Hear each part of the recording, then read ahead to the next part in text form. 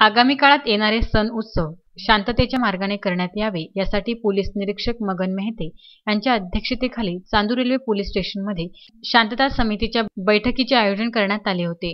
यावेळी शहरातील प्रथम नागरिक नगराध्यक्ष निलेश सूर्यवंशी उपस्थित होते।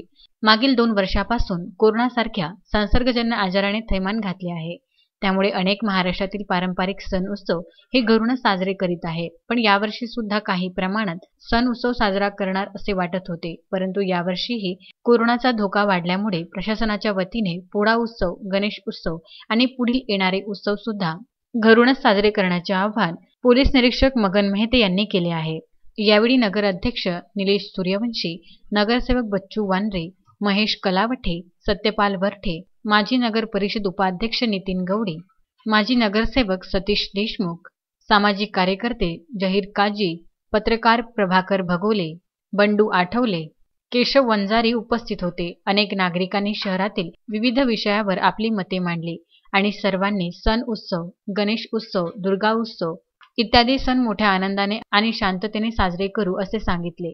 कार्यक्रमाचे आभार प्रदर्शन व सूत्रसंचालन पोलीस उपनिरीक्षक शिवाजी घुगे यांनी केले।